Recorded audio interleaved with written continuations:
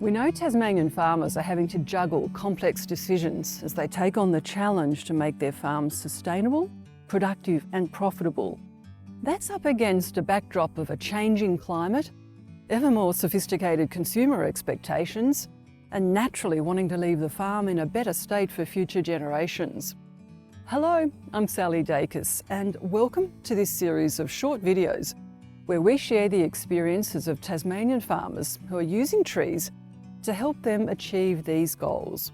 Trees to prevent erosion, improve water quality, boost farm resilience and productivity, and grow a crop of not just timber, but think biofuel, fibre and carbon capture. Brought to you by the newly launched Tree Alliance, we meet some of the farmers, researchers and experts as they recount their real-life experiences. Planting trees in the right place on farms with the intention of harvesting and replanting them is a win-win for the environment, for society and for landowners. Stephen Clark is a senior advisor with Private Forests Tasmania, which is spearheading the Tree Alliance. The farmers who really do well integrating trees into their farming systems have a natural sense of curiosity, who are really wanting to maximise the productivity of their farm, are the ones who can see the opportunities about improving and protecting the land for future generations, whilst simultaneously producing high-value wood products. Trees can deliver biofuels, they can improve water efficiency and help improve the carbon balance, to say nothing of enhancing biodiversity and just the pleasure of trees in their own right. Stephen says, like any other farming enterprise, successfully harnessing trees on a farm is greatly enhanced if there's a clear appreciation of their role at the very outset. The key is to determine objectives early on. Trees are really just part of that picture.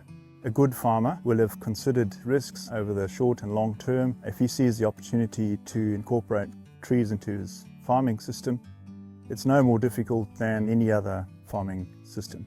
There are some fundamentals which needs to be addressed. It's about timing of establishment, it's about weed control, it's about keeping stock out and keeping vermin out, and monitoring. They do require some TLC, but generally after 2 to 4 years, once you've achieved some kind of canopy closure, they'll generally look after themselves.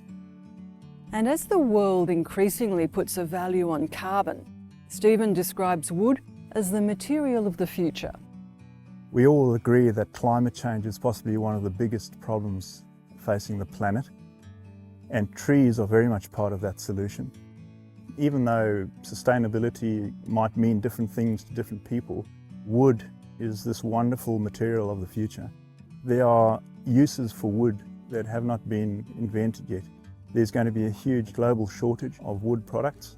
Tasmania will be very well placed to produce wood for those markets.